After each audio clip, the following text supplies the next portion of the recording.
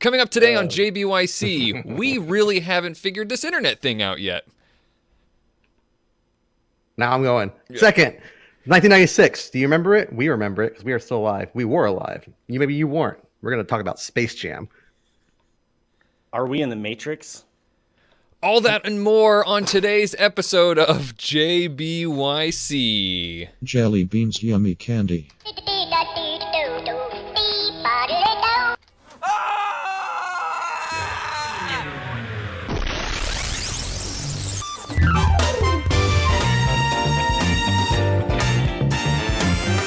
Hey everyone, it's Monday, July 1st. It's not July 1st, it's April 1st, 2019. Where's April Fools? Yeah, April Fools. I'm Bobby Frankenberger, and you're listening to episode 2 of JBYC.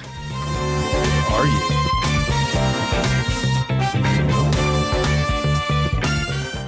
This is a show where three people who have been friends for longer than I think any of us really care to remember, get together and talk about what's been on our minds this past week. Every week we have a topic or a theme, and this week's theme is the internet. You guys chose it, and we're going to do it, and that's it. Let me introduce my fellow co-hosts. First up is Ryan. How's it going, Ryan?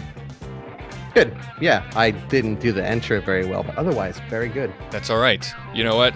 We set the bar high right from the beginning is the way we handle things.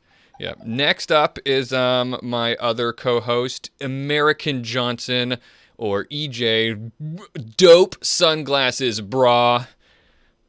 Greetings from the internet. Thank you for your compliment on my visor system, internet interface device. That's right. You're getting into it. I love it. I love it.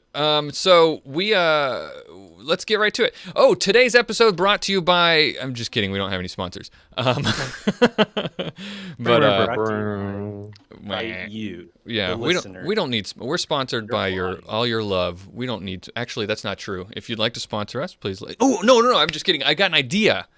I just got a great idea. What if we had listeners send us? We're gonna do it. You guys. Send us ad reads. Wouldn't that be fun to do on the, having our listeners send us fake ad reads and we can do it on the show? Yes. I think that would be. But make sure that they're not for real products. Well, yeah. Because we don't want to get sued. Right. So you can make up your own product. Yeah. Send us fake ad reads. Do that. And where you can email them to us at jbycshow@gmail.com or send us on our Discord. Go to jbyc.net/Discord. You can find the invite link there and drop them in our suggestion box or something. Or I guess you could tweet at us, but that doesn't sound like a great format for writing an entire ad read, does it? Twitter, it's at JBYC Show. We could always do the whole text-to-speech thing. That's true. Or you could just give us a fake product and its description, and we could write the ad. Or we could do that thing that they do on talk radio, where we have a fake conversation about it. There are no rules. Yeah. This is our show. We do what we want. Yeah. And that means that you do what you want. No rules, just right. You guys send us the stuff. I'm serious. You guys really do that. Is that an Outback Steakhouse plug you just did? Whoops. From the 90s? Yeah, exactly. So there are rules. Yeah. Like the ones we said at the beginning. Exactly. Real things. So send us fake ad reads. I'm serious about that. Send it to us. That would be so much fun, and we'll give you a shout out on the show if we read your ad. Anyway, and a free bloomin' onion from Outback Steakhouse. No, we will not do that. Right. There's a big asterisk on that. Do you order your bloomin' onions rare? Or that's a bad joke. Let's move on. Powers. So it's the second episode. No, hold on. What were you gonna do? Just an onion. I was gonna make some kind of rare or well done or medium rare joke about a bloomin' onion. It was a dad joke. You got to remember, Bobby is a dad, so yeah. And I'm a relatively new dad. Only been about 5 or 6 years, so that's a long time. He's not even good at dad jokes yet. All right. Okay, carry on. Sorry. Episode 2 is what we're on right now, and I think we should get. People wait to get excited about episodes at these arbitrary milestones of 50 or 100 episodes. I say so that we can have lots of fun party excitement at the beginning, we do a Powers of 2 thing. What do you guys think? Since it's arbitrary anyway. What are you talking about? So we of course we're celebrating on our first episode. That's So we should celebrate every other episode? Is that what you're saying? No. That's not how powers work second here. so 2 to the power of 0 is 1. That's our first episode. 2 to I the know to power of explain 1 math. is 2. So it's our second episode. So guys, it's episode number 2. Woo! Yeah, I but can't- then it's I can't quickly get like excited right after a 64. math lesson. Right. Yeah, I'm sneaking in a math lesson. So I then the know, next right? one is 2 to the power of 2. On episode 4, we'll do it. Then on 8, basically you double it every time, right? Then on episode 8, then on 16, and so Why on. didn't you just say that? Why do you have to do this powers of 2 That is a much easier way to explain that, Not isn't it? all of us are STEM field What is that? A factorial? geniuses like you and Ryan. It's not STEM anymore. Did you know that? They call it Really? STEAM. It's everything now. It's science, technology, engineering, arts, and math. What's left? I haven't heard it called that ever. Oh, it definitely is. PC culture, SJW is trying to ruin everything. Uh, the Ah. well, we anyway. So we're talking about the internet today, and I'm going to properly introduce our theme in a little bit. But that's the thing we do is we theme our episodes, and it's going to be about the internet this time. But that got me thinking about memes, of course, naturally, as one does when they're talking about the internet. And I have this pet peeve where I can't. This is my nerd rant for the episode. I can't stand what people call everything is called a meme now. It's like if I throw some words on a picture, that's a meme, right? Like I heard someone I can't remember where I was. That's I think how it was. language works, Bobby. Don't give me your language evolves. I'm gonna give you a language. Yeah, because it does. Go on. Language belongs to the people who use it. Well, anyway, so like somebody was like I'm gonna go make a meme and send it. I overheard someone saying that, and I was like that's how do you make a meme? A meme is by definition something that has been spread around and changed, right? Like, isn't that? That's like a the meme is it's a unit. It's a unit of culture. Well, so like definitionarily, there's another word for that. Meme. Yeah. Definitionarily, that's not a word. There's another word. But anyway, a meme technically, I guess, is an idea, right? It's an idea like a gene, but an idea, and it gets spread around and It's a concept. Can be changed. Yeah.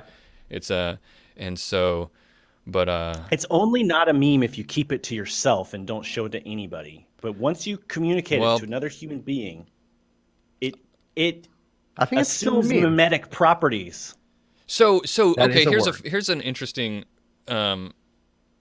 game. Then is what is there a line to draw for what a meme is? If I do anything, like if I tell you anything right now, what I'm saying to you, is that a meme? I'm not people being thought it was funny confrontational. and, I'm actually no. asking. If people thought it was funny and it was worth like flourishing. Yeah. Like Also, if right if it's then if you it's fell packaged- backwards, then yeah. I think the packaging matters. Like it's like if I say to you like, "Hey, I'm trying to think for a second. I can't think of any ideas." That might what he just I did literally right there can't. though when he paused and then he just starts laughing like an idiot. That could be a meme because it's just a unit of culture that gets cut apart. Well, okay. Yes, if it gets packaged. If my laugh gets packaged and like They get clipped. Yeah. compartmentalized into a unit, then it becomes a meme. And you can make it an image or a video or even an audio meme or even a verbal person-to-person meme. So for And then it instance, can be like 3 or 4 levels after that where it's like doesn't look like what he did at all, but it's referencing the original meme. Yeah. And it's still like remember the whole like when we were young and everyone did the in my pants thing? Yeah. Do you remember that? That was a meme. That would be a meme because it's like packaged. Oh, okay, I didn't In my mean make a pants. packaged joke about it. I really set you up, and you... I didn't even register it. All right, I think Stealth Intel in the chat is saying meme used to be like an in joke, but has increasingly changed to like a mirror to culture of varying degrees of distortion. I think there's something to that. That's like a meme used to be, I wouldn't necessarily say an in joke, but it kind of started that way, right? A bunch of people thought, and it spreads. That's always been to me the characteristic of a meme is that it spreads. Well, okay, you think also have there to is something realize: to are we that, talking but- like there are different contexts, and there are different Oh, and it has to be changeable. vocabularies. Like, are we talking about memes like sociologically? Are we talking about memes in terms of like media theory? I'm talking about like the Irma Gerd common, girl. like I'm talking about vernacular? those memes. they all exist on each level. It's just how we're talking about them. Right. I think in the vernacular, a meme, like most people just think of a meme as like an image macro, but an image macro is actually a type of meme. You know what I'm saying? Mm-hmm. Yes. But then you're going to a different context. You're going to like a more formal context of memes. Yeah, I mean, but I think that at all points there is a formal context, and I just made a joke about the American Chopper guys context, where like that becomes a rubric that people can slot in wherever they want to slot in, and it's a academic thing. I do think while also being like I do think that's like once you've hit over 9,000 is when that's what your meme is it's Mitsuki Kazan just made a great point, which is that internet memes are a specific category of meme. Mm-hmm. That's fair. Someone earlier in the chat, I'm not going to scroll up because I'm lazy, said that they hated the word meme because Richard Dawkins takes credit for it, and he takes credit for it because he did. Okay, maybe I shouldn't say that he invented the word because maybe I only think that because he takes credit for it. But we should remain skeptical. But he defined a meme as just being an idea that gets thrown out there and is changed and spread over time, right?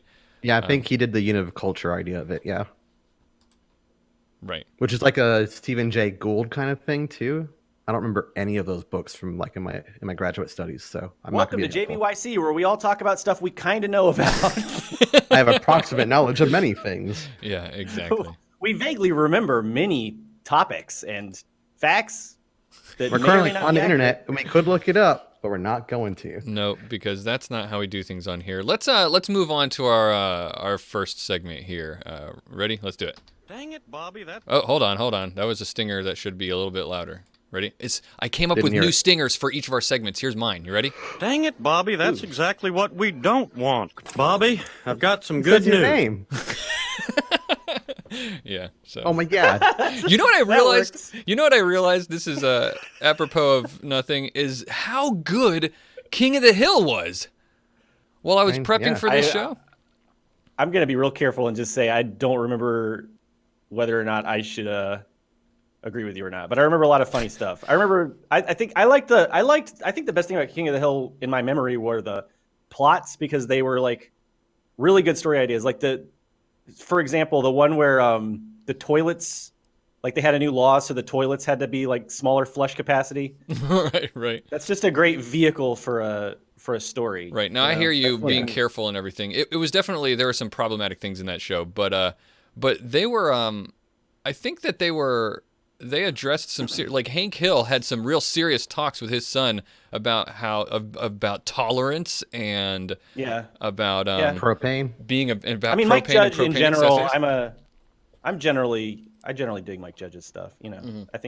I think a lot of people, like for instance, I like the movie. What is it? Idiocracy. I like that movie, but then I don't like the people who love that movie. Do you know what I'm saying?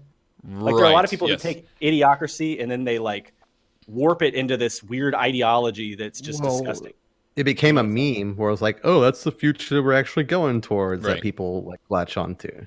Right. Yeah. So well, before we go too far down this rabbit hole, we're pulling back. Yeah, we're here to talk about the internet. That's the theme of the show today, and I wanted to start us off by there's something I've been thinking about a lot when it has to do with the internet, and that's this idea that we don't know what we're doing on the internet as a people, right? Like we kind of think we know what we're doing, but we suck at the internet and we're just fumbling along. And maybe that's okay, but I think we need to be honest about it. And so like here's my context. Here's my thesis. Yeah, like, I guess you could say. In what way do you mean? So the internet, it's a scary place, right? It's a scary place, and I think we're too comfortable. We've become too comfortable too fast for our own good to operate like effectively on the internet. We've lived with it most of our lives, if not all of our lives. Definitely people younger than us have lived with the internet all of our lives, and that's kind of given us this false idea that we've figured it out. Like it's always been there. You know, like the internet's always here, and it's just we know what to do with the internet, and we know how to use it, and we know what its purpose is, and what it's for, and how to and internet etiquette and everything, because it's just always been a part of our lives. But I posit that just because we're familiar with a tool does not mean that we're good at using it. Okay, and I think there's a lot of really like one example of that could be this idea that I think now a false idea of anonymity on the internet. So like we're still stuck in this sort of like 90s era idea that the internet is this veil of anonymity. You know, back when I used to be known as Magi 22, but now I'm just Bobby on the internet, right? But we still kind of as a people act like it's the 90s, and that people, but it's more akin, I think, to this magnifying glass pointed at a wormhole straight to your, you know, bedroom, and I can figure out like I heard one time. Metaphor's going long. Well, yeah, you're right. That's a stretched metaphor, but I heard recently that the CIA, they spent a lot of time just sitting on Facebook, or maybe not CIA, but I think it was actually about private investigators. Was talking about private investigators. That makes sense. Yeah. They spent. Yeah. We just basically use the internet now. Yeah. Yeah, exactly. So, I think that there's a lot of work to be done, and I'm going to slow down for a second and let you guys cut in, but there's a lot of work to be done on us figuring out as a people how to use the internet. Yeah, well, so I mean, this is actually something that I've been talking about a lot lately on my channel, NonCompete. You can find it at youtube.com/noncompete. But this episode brought to you by. Yeah, might as well. The internet is an unsafe place, first of all, and second of all, it's like very manipulated. So think about. I think the best way for me to talk about this is to first go back to the early internet. Okay. When we first got on, before like corporate social media, before Facebook and Twitter and that sort of thing, when it was really much more of like a free for all, right? And then so the thing about that time was it was like kind of a gatekeeping sort of thing. So you had to learn stuff like HTML, or you had to kind of like make your own website to have a voice on the internet, or you had to learn how to use MIRC. There was kind of more of a barrier. So back then, mostly only nerds used it. But then what happened was when the corporate sites like Facebook came along, they made it a lot easier for everyone to kind of engage and share their stories. I'd say it's like your Yahoo chats, and then they see the social aspects. The Messenger. Yeah.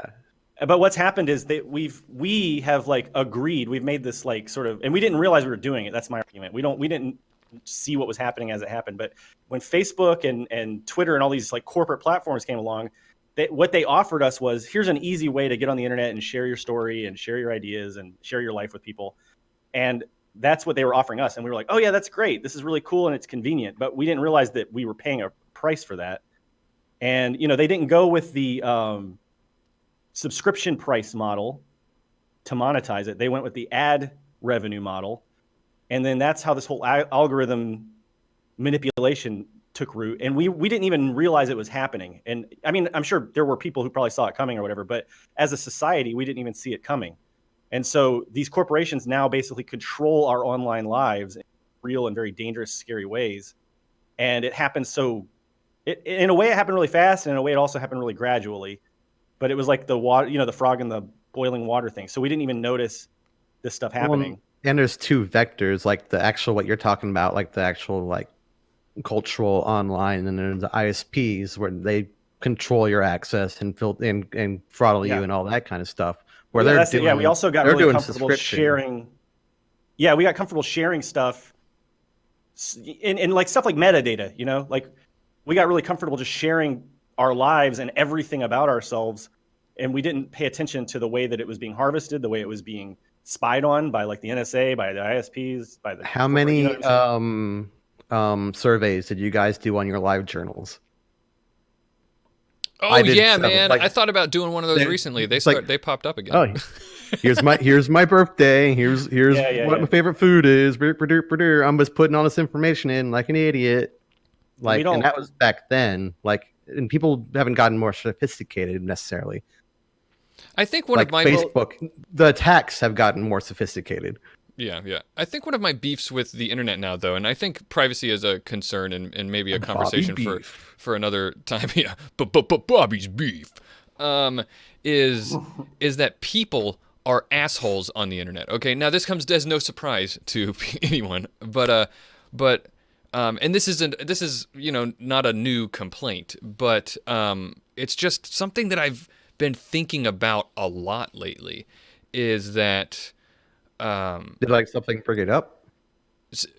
well, yeah. So I don't want to get too deep into it, but there's the context is that I have this other Give me that gossip. this other media network that I'm a part of called the Shadowcasters Network, and recently we did a casting call for a show that just premiered recently. We do tabletop RPG shows and everything, and one of the shows was about it was loosely based on like the X-Men.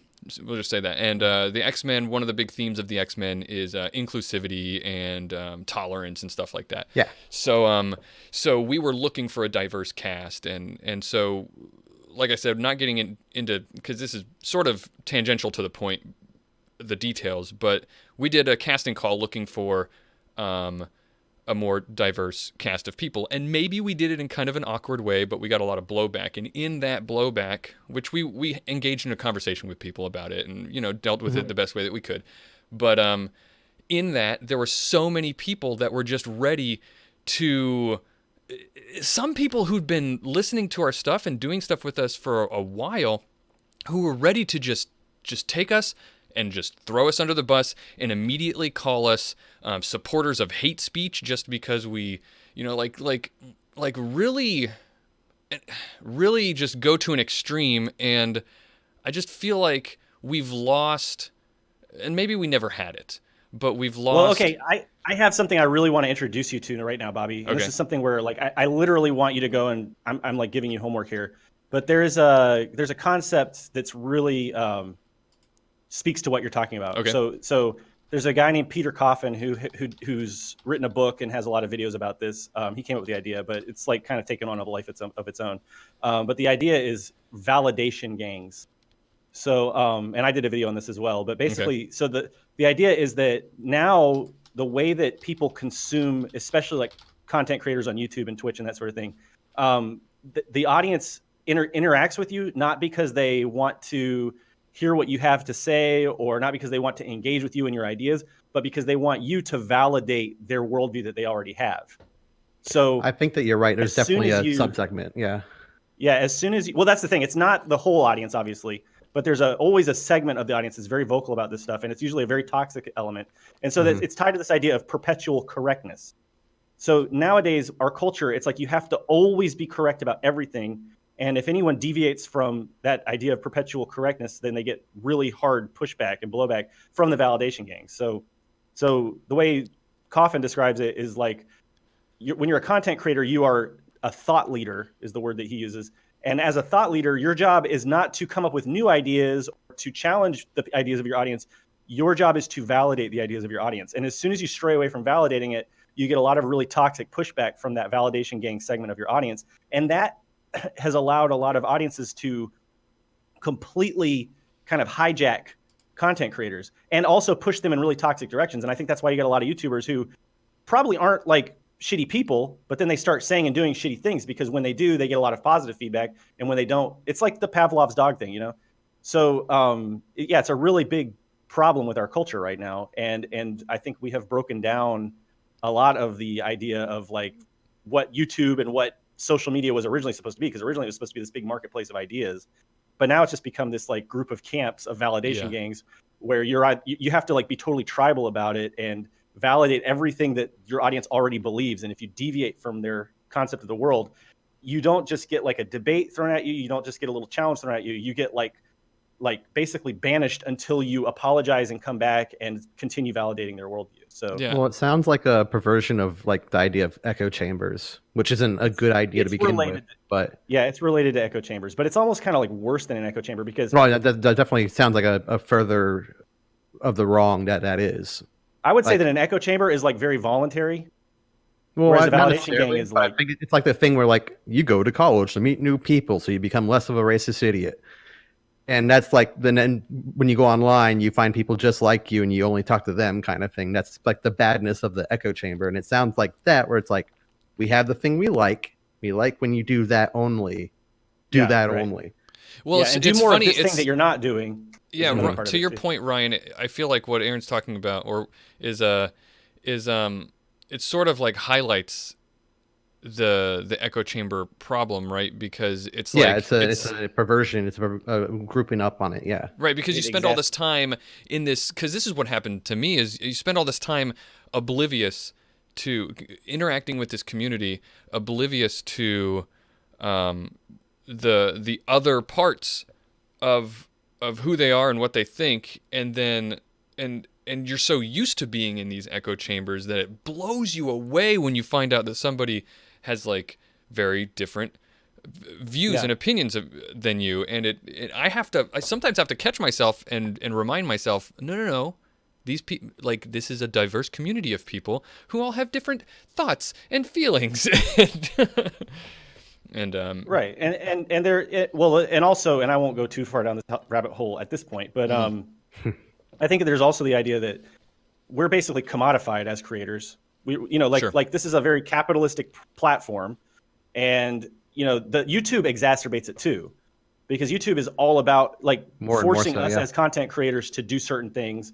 And there are certain things like, monetization and algorithms and all that sort of thing. They push us in a certain direction. And that direction is always feeding the validation gang what they want. Because when you feed them, you get a lot of positive feedback also from the algorithm.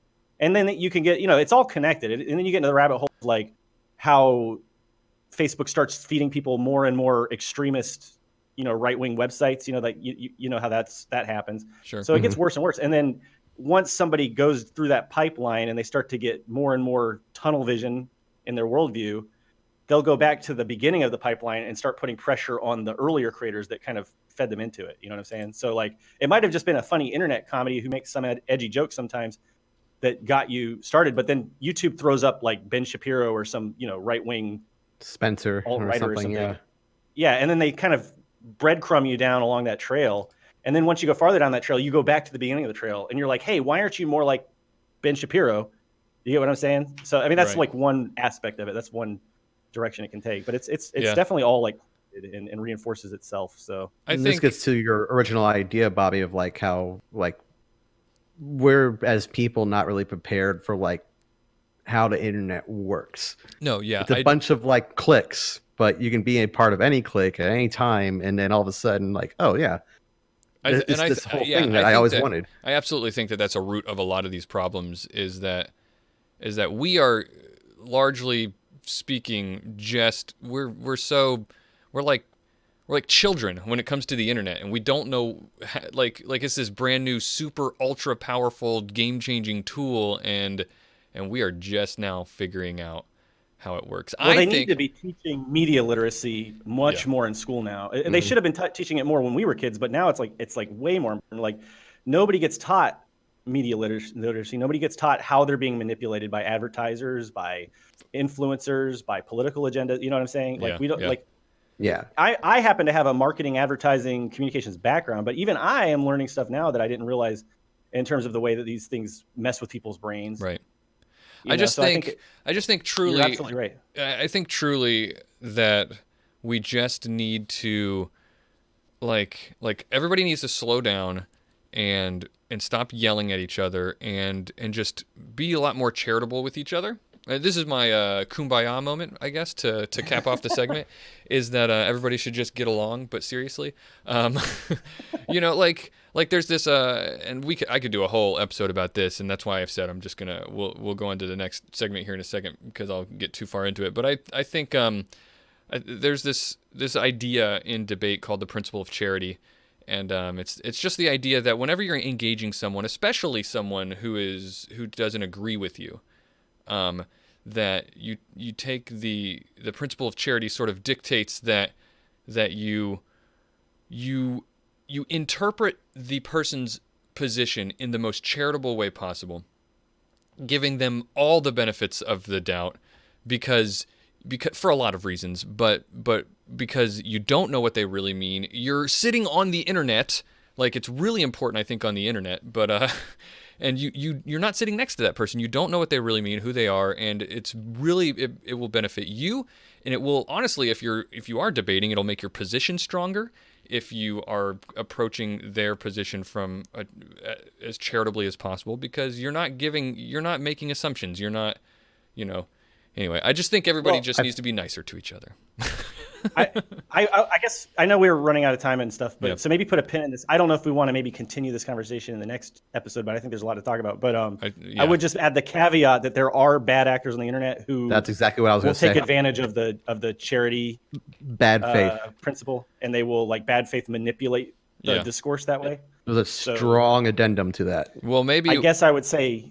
Oh, because we're talking about how unsafe the internet is. You also never know who the hell you're talking to. Well, and what I'll their say real agenda that is. addendum goes for like Goes both in ways. person also. Like Yeah. I've had encounters with, let's just say, people with vastly different viewpoints that argue in bad faith. Yeah, for sure. I think you're right, and like you said, that I think that would be a really interesting topic for another episode. So what I'm going to do is I'm going to add it to the notes, and we're gonna put it on a list. Boom. A list for people to vote on for what a future episode is going to be about, because we do that. Hang out till the end of the episode and find out how you can vote on a future episode theme. But for now, I don't have a stinger to transition us, but we're going to do this.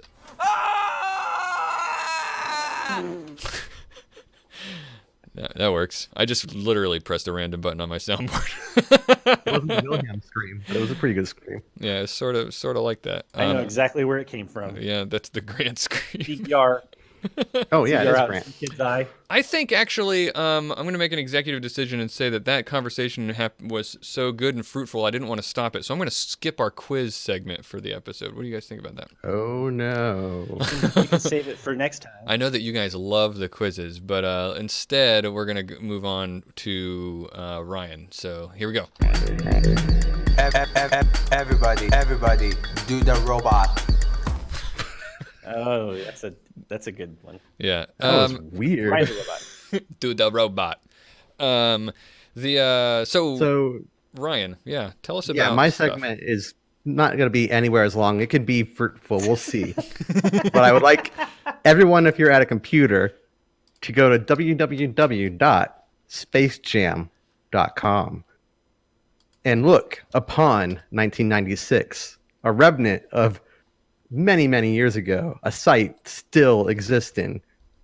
And you really, though, to this if you're site listening 5 to years this on the ago. podcast, really, though, I'm going to try really hard to make it so you don't have to do this, I guess. But you No, would be, we'll talk about it out loud. you would but be like, intensely this even albeit maybe short segment will be enhanced immensely if you just stop what you're doing. If you're driving, wait till you get home.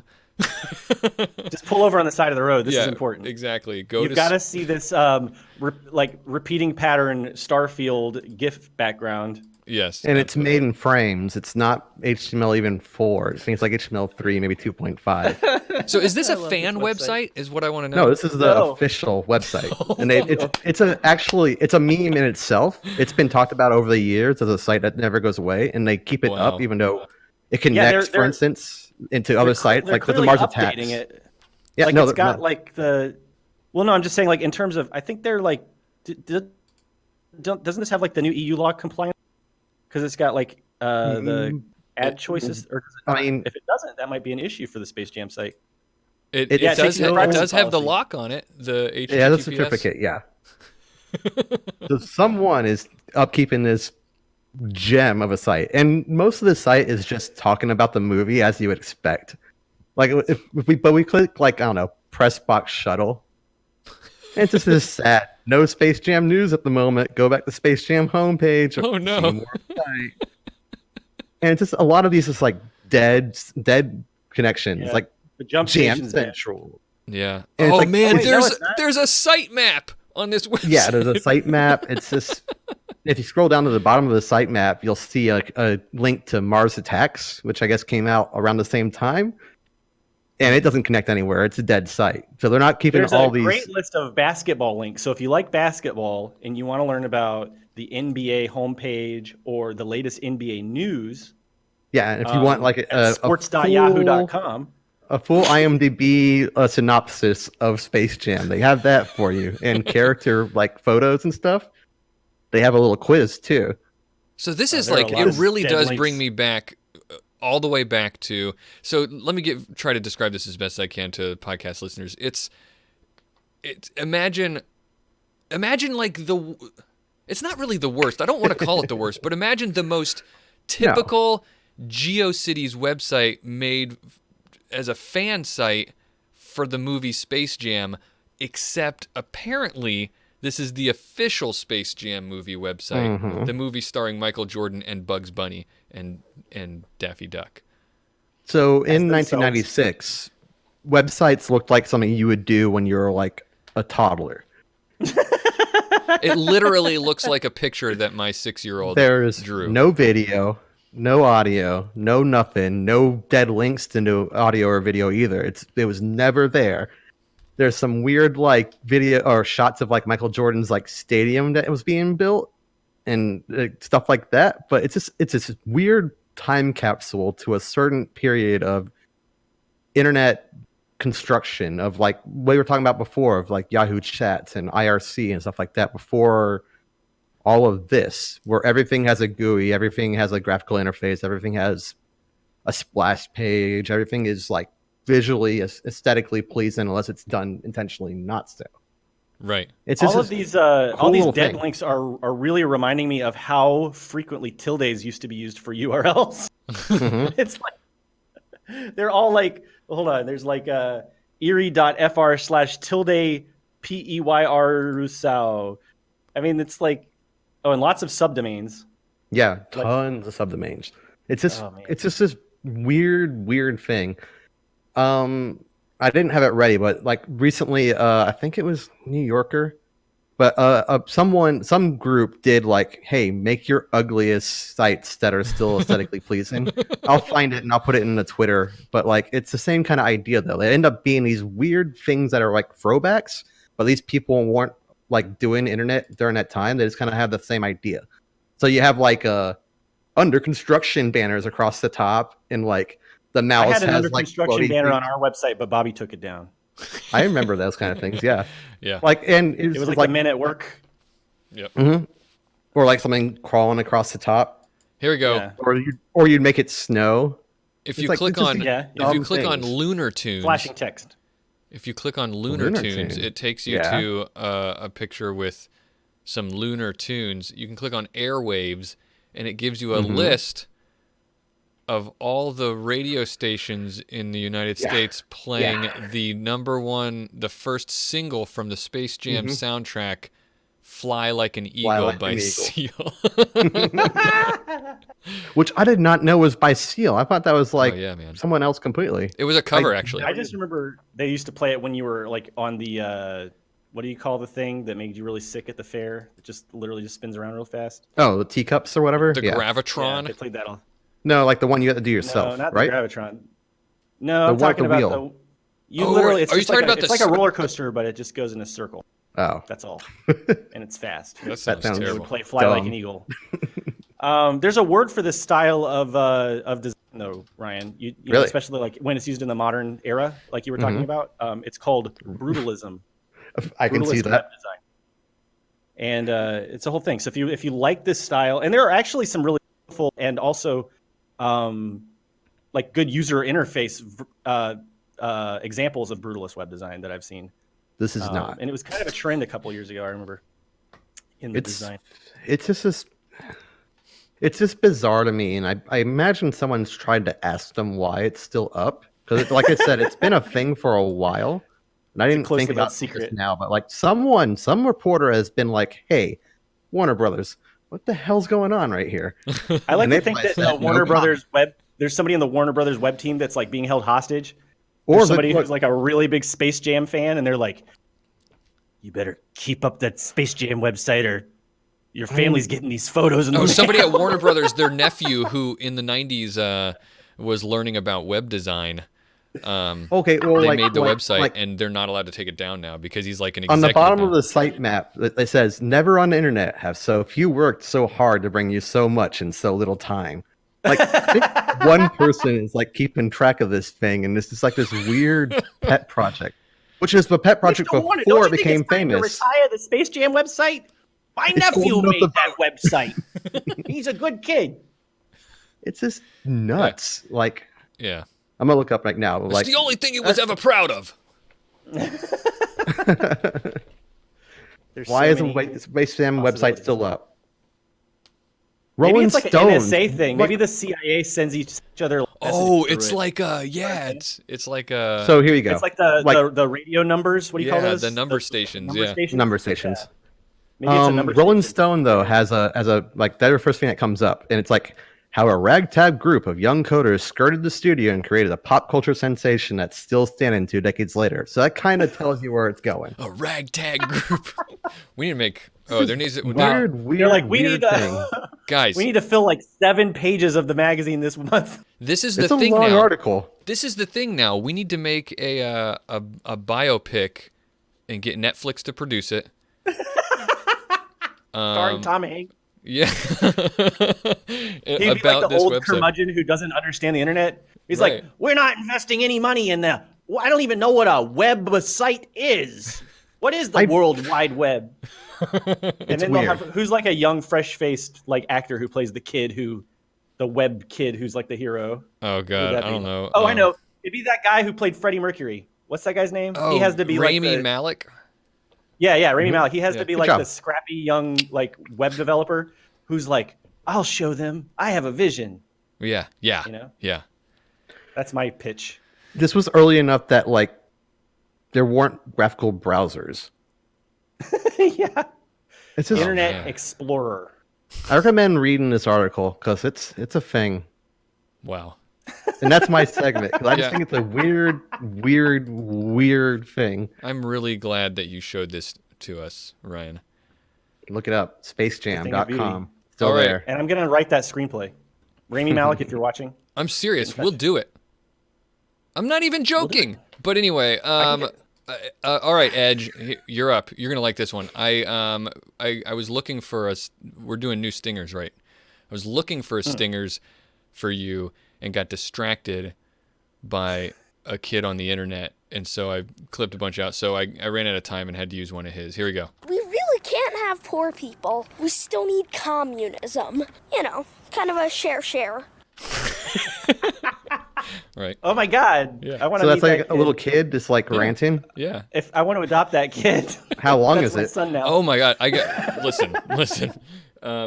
It was not long, but I pulled out probably 15 different. Here, you want to taste a couple?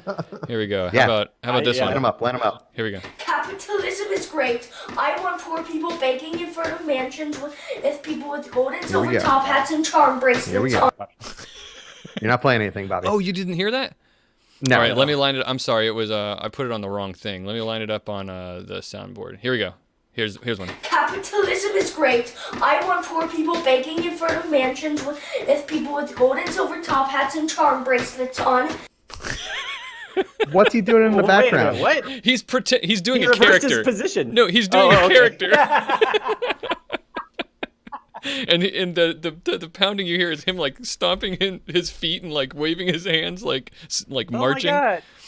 It's the new generation. Yeah, it's really I'm good. happy. I took some out of context to be Top able hats to and charm bracelets. be able to That's my new. top hats that's really and charm bracelets. Here's here there are Money is important. yeah. Oh, that's awesome. Yeah. I love it. It's a little kid ahead of his Here's some time really there. here's another one. And if you want them to be tolerant, liberal atheists, you will end up brainwashing them to be tolerant, liberal atheists. How does he? Did his parents put him up? QED. There's no way. No. His parents didn't do it. He had a whole video about how his parents, because people were accusing of that. In fact, here, first of all, he has this to say about being brainwashed by his parents. Parenting kind of involves brainwashing. Like you're asking the on point. You're asking the on point questions. This my kid gosh. was here's one more that's, and then we'll move on. But where is it? There's a good one.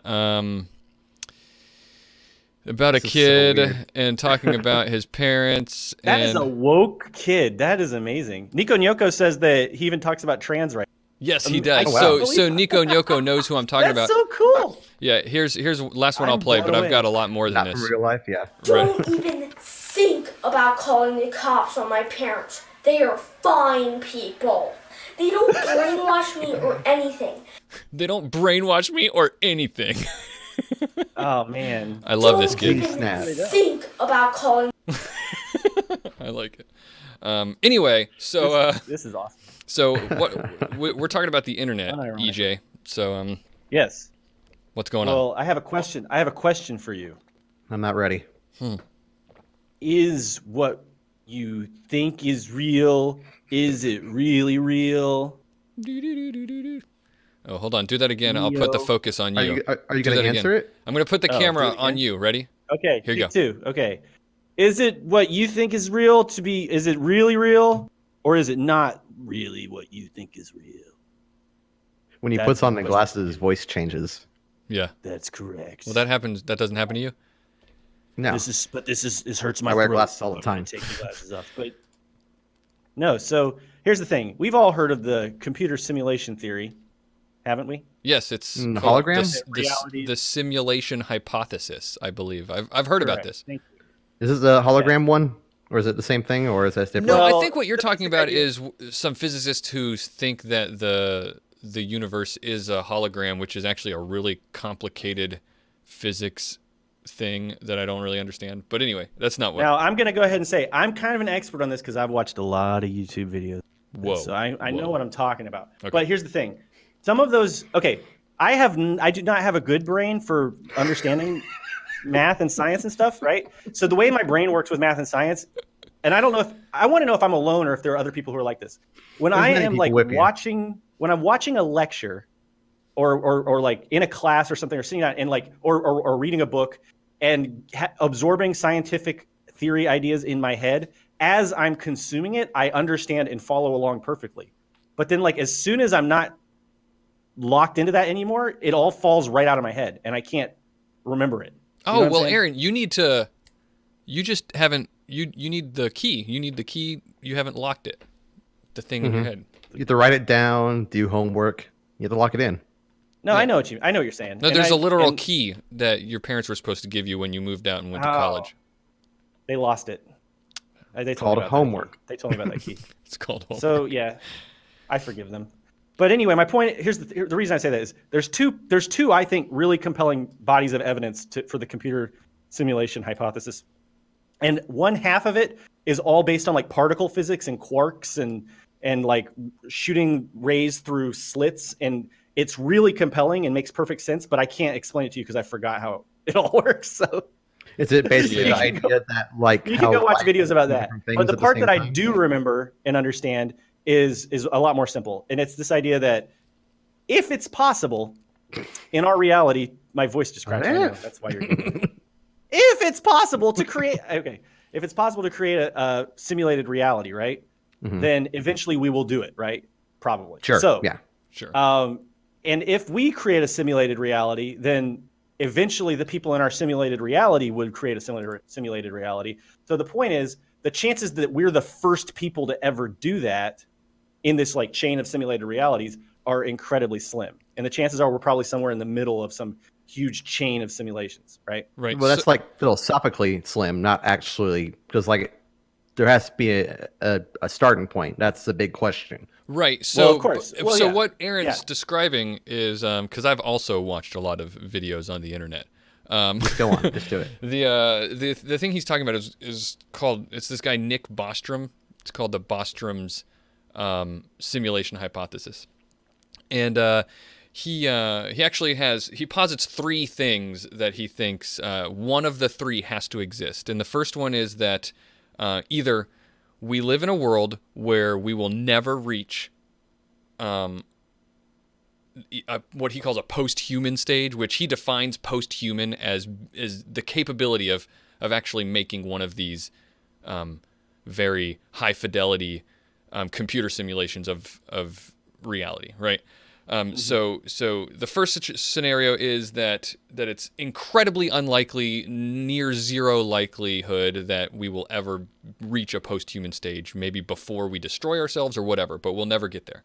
The second is that, or we will, it's impossible.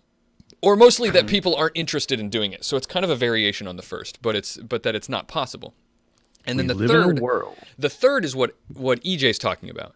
The third scenario that he said, and remember, he's saying that one of these three has to exist. And the third one is that that we're living in a simulation or close to one because of the thing that EJ just described, which is, if it's possible, it makes sense that it would have happened eventually, because time is long, right? So it would have happened, and if even a small fraction of the population, and this is the point, the mathematical point, Ryan, that he's making, even if a small fraction of these people decide to make these high fidelity simulations, because his whole argument is based on the fact that technology advances so fast that eventually it might become trivial to make these simulations. So even if a small fraction of our population makes them, there would be so many of these simulations that would all be fully populated like the world we think we're in right now. Each one of them would be. So you would, in essence, have all the people in the real world, quote unquote, the real world, and then that presumably maybe that same number of people in each of these simulations. I get the concept. It's the Fermi Paradox. It's all those kind of ideas where it's like, it's similar to the Fermi the Paradox. mathematical proof is here, and it's just okay. Well, if you take it at the proof's face value, given a large enough X, therefore Y. Yeah, I get the idea. It's just so this is my religion now, and I really believe this. And then go on about your like why did it convince you? Well, okay, like here's why. Because I thought about this really deeply for a long time, and I studied it, and I looked at like the opposition, and there are two, I think, compelling arguments for why this might not be possible. And the first one is that some people say that it is not possible to simulate reality because it would take a computer that's like, the computer would require so much energy that it would take like 1,000. I don't remember the exact details, but they like tried to mathematically prove that there's no way to run a computer that's powerful enough to do this. Now, I don't think that's a good argument because that makes a lot of assumptions. I have a few reasons why. First of all, who's to say that the reality that's simulating, the next level up reality, our gods, our creators, whatever, who's to say that they have the same laws of physics? Who's to say that they have the same limitations or whatever that we have in our reality? Sure. They might even have like put safeguards in place to prevent us from creating a reality. I think that's a slippery slope argument you're making, though, because you could say that about anything that anybody says to try to disprove the argument on a. Well, I know. Yeah, I know. That's true. But look, he said it through religion, not a science. I have another argument. I have another profoundly powerful against that, which is that we aren't necessarily going to be using like silicon chips or whatever to make this technology. And every single night, every single one of us has a vivid simulation of reality presented to us when we're dreaming. Sure. And it's like, and I think about this a lot because when I dream, like there are people that I talk to and I have conversations with them. I mean, my brain is doing a lot of processing to create these environments. You know what I'm saying? Yeah, but your brain's skipping a lot of steps, like it's using heuristics to cheat. Right. And who's to say that they're not doing that? Like, how do you know that I am not right now some heuristic cheat? Right. Like, I think I'm not, or I'm going to tell you that I'm not. That's a much crazier idea, though, because at that point, then you're basically saying that the past is actually being overridden every time you think about it. But I'm okay.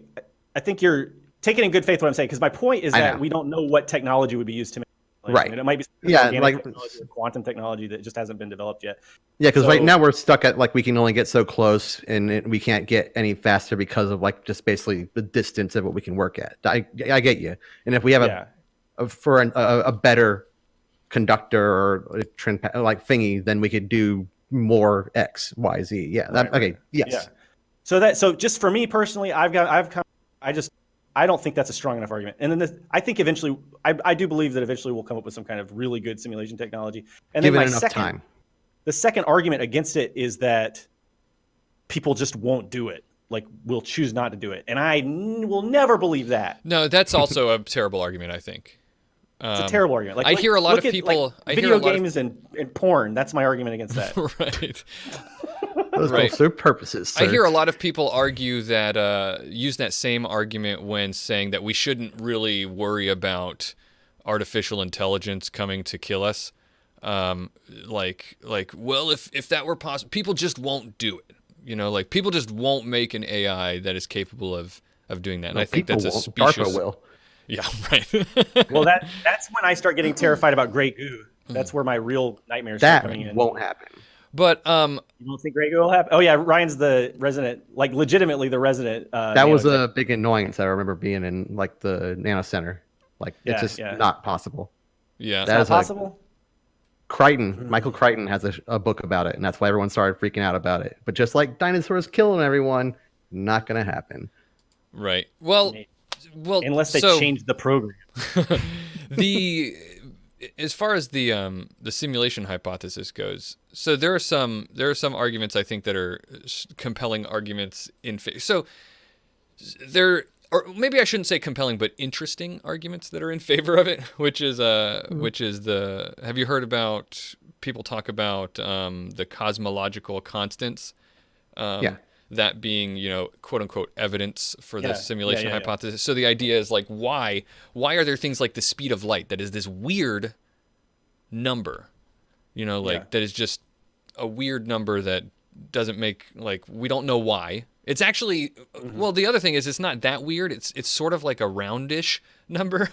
But so why does that exist? Why some physicists anyway argue that there's no real reason why there has to be one. It's just all of our physics are controlled by it, right? So it could be just like in a computer simulation, you have to have these constants, like literal constants that are coded into the program to make things work in certain ways, and these cosmological, these physics constants that exist could be signs that something like that exists. I don't know that that's a great argument, but people talk about that. Well, so you're straying into that other half of arguments for the hypothesis that I can't properly communicate, which are like all based on science. But there are other things about like particles, the way particles behave and everything that. Well, sure. There's like the quantum mechanics based arguments. Like one that's easy to understand is like the Planck constant, right? Do you know what the Planck constant is? It's like the shortest time and the smallest size something can possibly be. Right. Yeah. Nano man Ryan over there, I'm sure, is quite familiar with the Planck constant. And it's literally the shortest. It's the size of a cube in Minecraft. Right. It's the smallest something can be. It's the shortest theoretical distance. The size of a slab in Minecraft. Right.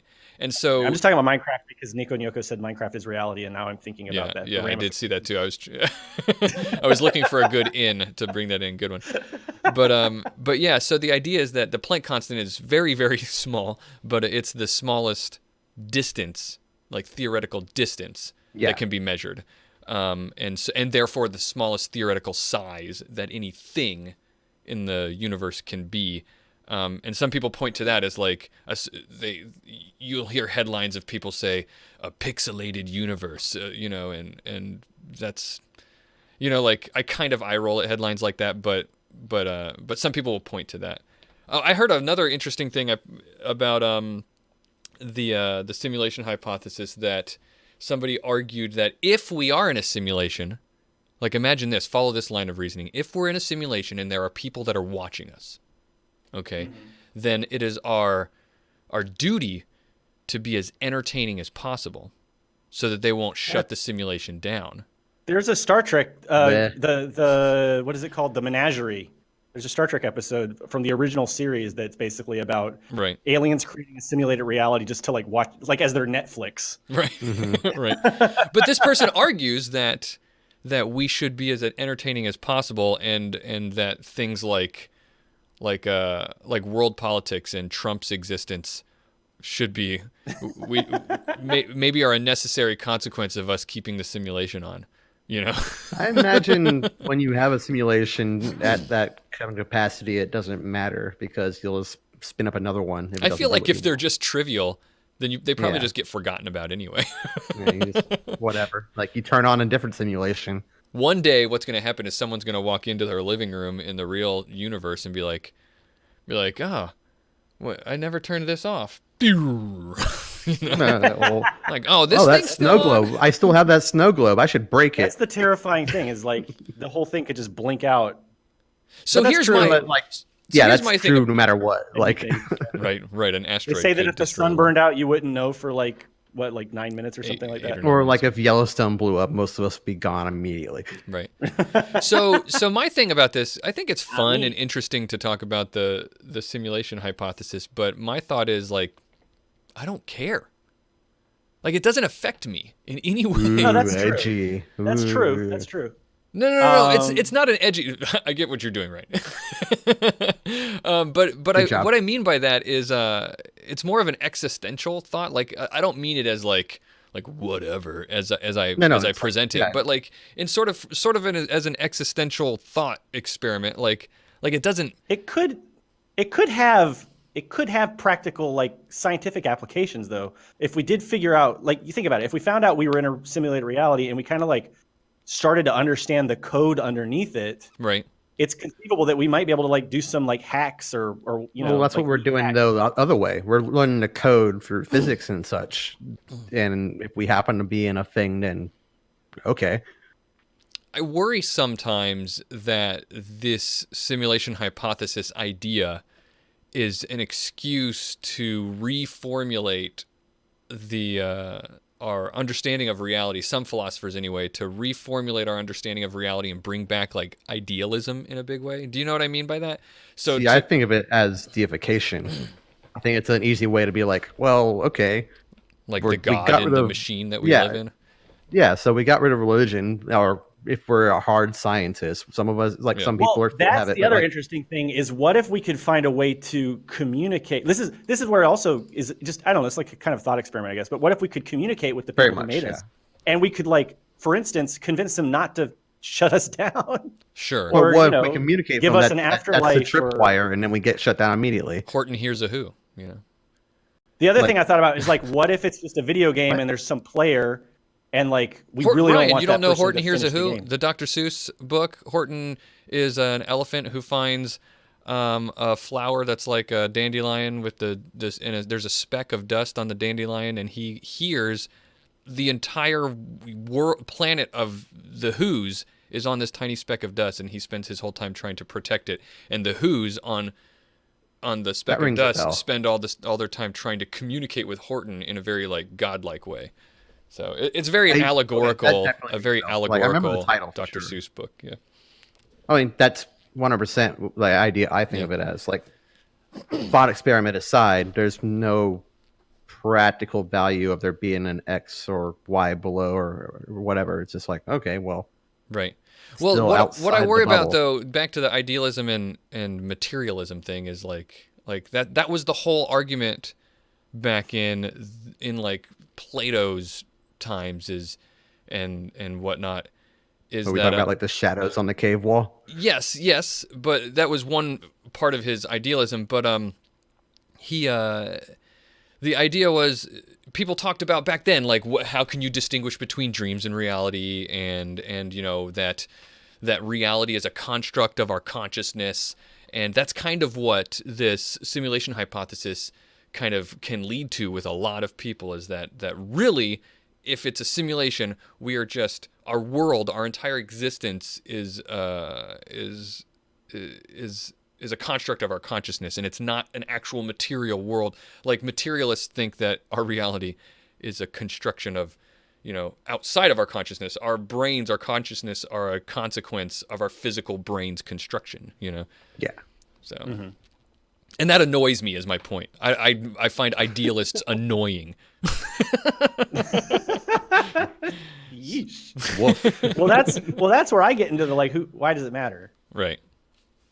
Well, it doesn't. That's philosophy. Right. It's kind I mean that in the well, nicest way. philosophy. I don't mean it like that. Like, I mean, like 1-star it has- reviews from philosophers everywhere. Yeah. Like I enjoy, and it does have a thought experiment purpose, but like this in particular, it's kind of like, okay, well, we can't do anything with that yet. So Yeah, Maddie Smith in the chat says the Truman Show is such a good movie, and that's exactly this. It's The Matrix, Yeah. The Truman Show, All That's that the other kind thing. of Who's to say that, like, there's many ways that you could define a simulation of reality. It could be like the Truman Show. Who knows? They might be on like the next planet over or the next solar system over, like just watching us through a telescope. I don't know. Who knows? It's definitely fun to think about and scary when I'm taking a dump and wondering. You don't just play on your phone when you're in the bathroom? Yeah, I do. I don't got time for thinking. I'm on Twitter. You were always the one. YouTube videos. You were always, before smartphones, Ryan, you were always the like bathroom joke book kind of guy. I saw those things. Oh yeah. It was your dad. You grew up with that at your house growing up when we were in high school. That's always on the back of the toilet was like a joke book. So yeah, I remember that. I do all my best thinking on the facts, toilet. So. like presidents and stuff. Yeah. EJ used to spend all his time going down every Wikipedia rabbit hole on the toilet. I remember you telling us about that. Oh, I still do.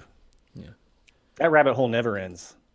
It never ends, indeed. I think that's a good time for this thing right here. Hey, everybody, that music means we're at the end of the show. That's it for the show. Episode 2. The big episode 2, right? I don't like that. We're idea, going with but that. Go ahead. Nope. So yeah, we finished our internet episode, and boy, that was like, I can't sound genuine when I talk like a host. Boy, that was a good Funny episode. that. No, but really that. Oh boy! Gee golly! I think we had some really fun conversation there. I really do. The next episode, we already know what episode 3 is going to be about. It was voted on by our listeners. They went out to the straw poll I made and found it in various places. And on the Discord server. Yes, I'm going to plug all of that in just a second. The first sorry. one, no, you're not. You're doing just fine. Blockbuster. Sorry. The next episode is going to be about Blockbuster. So we're going to have to find stuff. Wow, what about a difference! And I'm saying that unironically because we just did Different. 2 internet-themed episodes in a row. Yeah.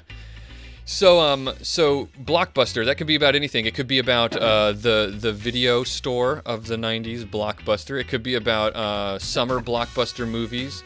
It could be about, those are kind of the same thing. Yeah. It could be about the long forgotten and discarded Marvel superhero Blockbuster, who had the power. So you found that when you were looking this up earlier? No, I'm making it up right Looking now. it up currently. Okay. No. Look, Bobby. We're in our seminal 2nd episode. I think we know how this is done. Yeah. So anyway, send us stuff. But normally you guys, as I said, will vote on the show topic. So episode 3, is going to be Blockbuster. Episode 4 is yet to be decided. The way you're going to do that is I'm going to set up a straw poll. It'll be up tonight, maybe tomorrow. If you're listening on the podcast, it'll already be up. So what you can do is go to on our Twitter at JBYC, or get to our Discord. Go to jbyc.net/discord to join that and get right in, and you'll find a link to the straw poll that'll have you vote on the show topic. If you're listening live right now, hey live listeners, we love you. You guys get to hang out in just a minute and help us decide what is going to go in that poll. So, bonus. Not yet. Anyway, the other thing, we know that the next episode is going to be Blockbuster. You could submit some story ideas or things you want us to talk about that have to do with that theme, or news articles that you might find, stuff that you want us to talk about that has to do with that theme. You can submit those to our email is jbycshow@gmail.com. There's jbyc.net/contact. So you can go there to submit to us. You can tweet at us at JBYC Show, or like I say, get on the Discord, jbyc.net/discord, and we've got a channel in that server called Suggestion Box, so you can do that. Anyway, I'm gonna talk about Space Jam again. What? I'm gonna talk about Space Jam again. I'm gonna do it again. Do just every episode. That'll be your thing, Space Jam. That's awesome. They use tubes in it too. I should have done it in that episode. Oh my God. There's always a reason to talk about Space Jam. All right, so thank you guys. If there's anything else before I close out the show, you two? I just wanted to say that if you this is a show where the topics that we discuss, if you want the way that we find those topics is you decide. We're gonna coordinate this next time. Yeah. Ryan's allergic to catchphrases and slogans. Right. Which is all the more reason why our goal is to send him into anaphylaxis. All right, so we will see you guys next week. The show on April 8th is when we record it live. Otherwise, you get it on the podcast feed. iTunes is being a jerk and still has, but it's everywhere else. So just say, I don't like Apple, and get it somewhere else because they're taking forever to approve our stuff. So from me, from Edge, and from Ryan, thank you guys for listening, and bye-bye. I'm glad Steve Jobs is dead. Oh, wow. Okay. That was too dark. that was rough. Is that not the best way to end the show?